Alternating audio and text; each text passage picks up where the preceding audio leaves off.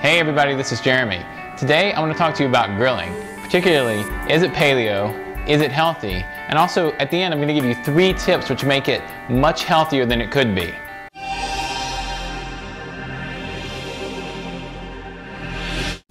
Okay, so from a nutritional perspective, the question here is grilling healthy?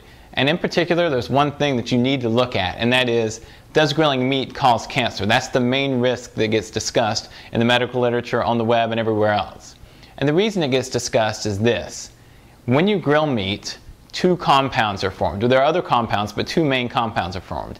Those are HCAs, which are heterocyclic amines, and PAHs, which stands for polycyclic aromatic hydrocarbons. Don't need to remember those names, but what you do need to know is not only do they get formed when you're grilling meat, but there are a bunch of studies out there, a bunch of tests that have been done on lab animals, and those tests show that when you give those lab animals PAHs and HCAs, those lab animals do develop cancer at a higher rate. In other words, it increases their risk of getting cancer.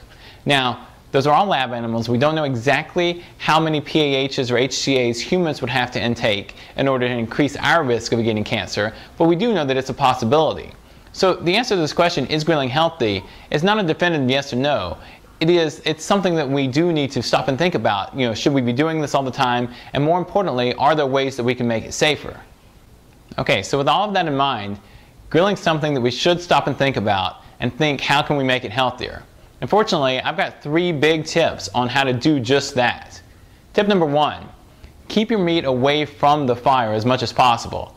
Now, how would you do that? Well, there are a lot of interesting ways that you can do it. First, like you can cook on top of a cedar plank. Cooking on top of a cedar plank adds more flavor to your food from the cedar, but it also keeps your meat from touching the fire and keeps as much of the smoke from getting into your meat. And those are 2 of the ways that carcinogens are formed in your meat.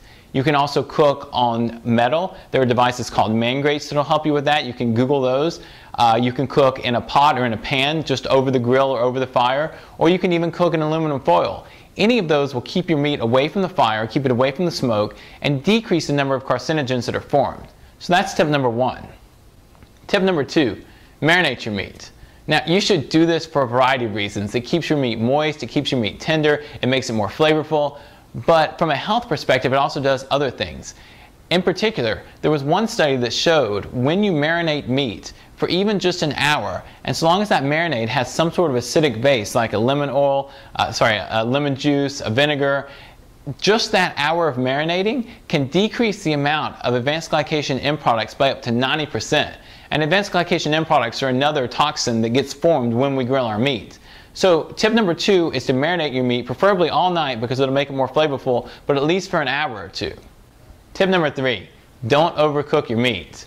I know that some of you out there love your meat char grilled or well done, but not only does it remove some of the flavor and some of the tenderness, it also increases the number of carcinogens that are formed, mostly because you're leaving it on the grill longer, exposing it to more fire and exposing it to more smoke.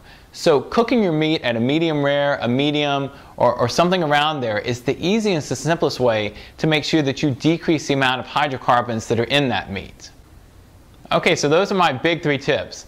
They're very easy and you can implement all of them pretty much immediately. Now, if you have anything to add, if you think I left something out or you have other comments or suggestions, please leave them in the comments below. And also, if you like this video, click the like button below. Finally, there's a subscribe button here. If you tap this and subscribe, we'll always let you know when new videos are come out, and you can catch all of the latest information on paleo science, tips, cooking, recipes, and everything else.